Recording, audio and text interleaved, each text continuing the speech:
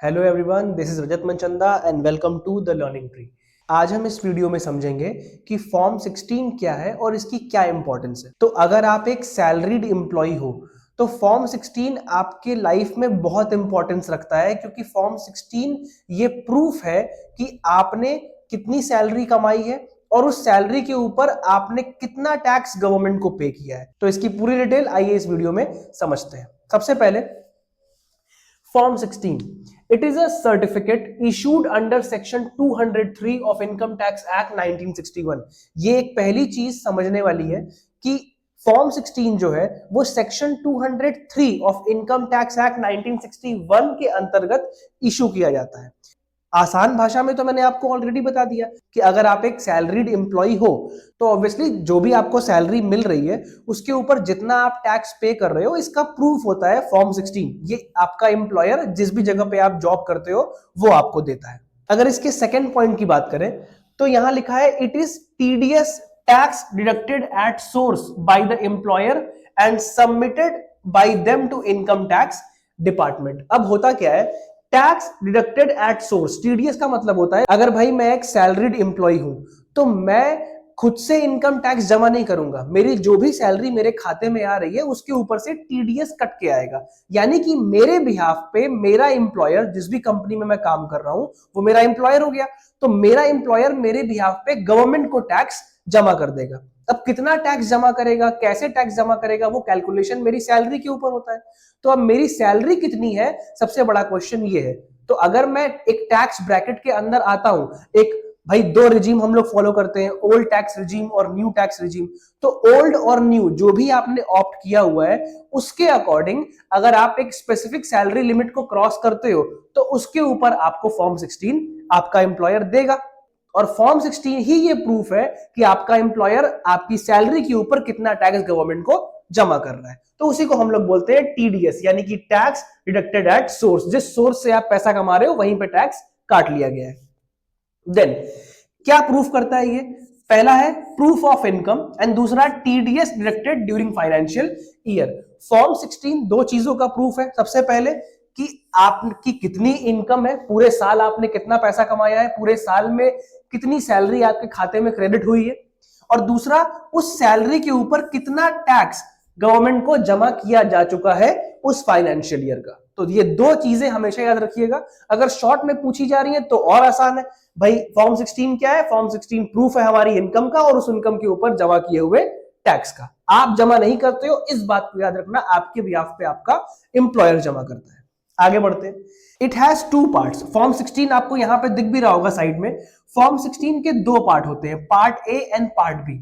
Part A में कुछ ऐसी इंफॉर्मेशन दी होती है जैसे it contain summary of TDS deducted, कितना टैक्स डिडक्ट किया गया है, पैन नंबर, टैन नंबर क्या है आपके एम्प्लॉयर का, आपका पैन नंबर क्या है। एक साइड पैन और टैन होता है आपके एम्प्लॉयर का और एक साइड होता है एम्प्लॉय का, यानी कि आपका। तो ऐसी कुछ इंफॉर्मेशन वहां पे ऑलरेडी दी होती है। इसके अलावा अगर हम पार्ट बी की बात करें तो ये काफी इंपॉर्टेंट माना जाता है, क्योंकि इसी के अंदर आपकी सैलरी का ब्रेकअप होता है कि सैलरी कितनी है, उसके ऊपर आपका डीए कितना है, अलाउंसेस कितने हैं। तो ये सारा ब्रेकअप जो है वो वहां पे मेंशन होता है। अब उस सैलरी के ऊपर कौन कौन से एग्जेम्पशंस आपको मिल रहे हैं वो मेंशन होते हैं। उसके बाद कौन कौन से डिडक्शन आप क्लेम कर सकते हो। भाई 80C से लेके 80U तक बहुत सारे डिडक्शंस होते हैं। उसमें से फॉर एग्जांपल मैं 80D की बात करूं तो 80D आपका मेडिकल ट्रीटमेंट से रिलेटेड है, तो वो डिडक्शन आप क्लेम कर सकते हो। तो ऐसे कौन कौन से डिडक्शन है जो आप अपनी सैलरी के ऊपर क्लेम कर सकते हो। तो बेसिकली पार्ट बी के अंदर सैलरी, उसके ब्रेकअप, उसका एग्जेम्पशन और उसके ऊपर क्लेम किए जाने वाले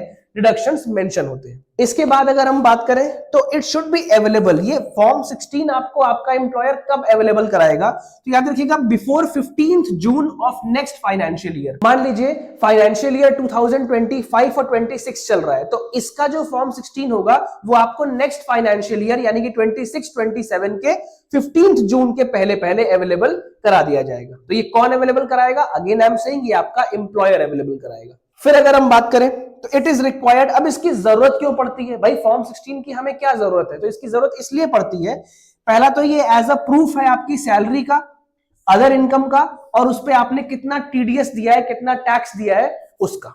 दूसरा, to get accurate information for filing. ITR, आपको एक एक्यूरेट इंफॉर्मेशन मिल जाती है कि भैया मेरी सैलरी कितनी थी, मुझे एग्जेम्पशंस कौन कौन से मिले हैं, डिडक्शंस कौन कौन से क्लेम किए हैं। तो इन सारी चीजों का एक प्रॉपर प्रूफ आपको मिल जाता है फॉर्म 16 के थ्रू। नेक्स्ट, ये बहुत इंपॉर्टेंट है, बैंक में require form 16 to process loan. आप एक सैलरीड एम्प्लॉय हो, आपको लोन चाहिए, लोन आपको बैंक तभी देता है जब वो आपका ये फॉर्म 16 चेक करेगा। बैंक ऐसा डॉक्यूमेंट्री प्रूफ मांगते हैं कि भैया अपना फॉर्म 16 दिखाओ, तो उनको देख के पता लग जाता है कि इसने कितना टैक्स जमा किया है, कितनी इसकी सैलरी है, उसको बेसिक इंफॉर्मेशन वहां से मिल जाती है। एक और इंपॉर्टेंट बात यहां मैं मेंशन करना भूल गया हूं, वीजा के लिए भी फॉर्म 16 बहुत जरूरी है। आप किसी कंट्री के वीजा के लिए अगर अप्लाई करोगे और आप सैलरीड एम्प्लॉय हो तो वहां पे भी लोग फॉर्म 16 मांगते हैं। फिर अगर हम एलिजिबिलिटी की बात करें तो every salaried individual whose income falls under the taxable bracket is eligible for form 16। ये मैंने आपको अभी ऑलरेडी बताया कि आप एक टैक्स स्लैब को क्रॉस करते हो, अगर आप ओल्ड फॉलो कर रहे हो तो ओल्ड के हिसाब से, न्यू फॉलो कर रहे हो, न्यू रिजीम फॉलो कर रहे हो तो न्यू के हिसाब से, तो उसका जो भी टैक्स स्लैब है तो उस टैक्स स्लैब को अगर आप क्रॉस करते हो तो आपको फॉर्म 16 ऑटोमेटिकली आपका एम्प्लॉयर दे देगा। अब एक बात जो बहुत समझने वाली है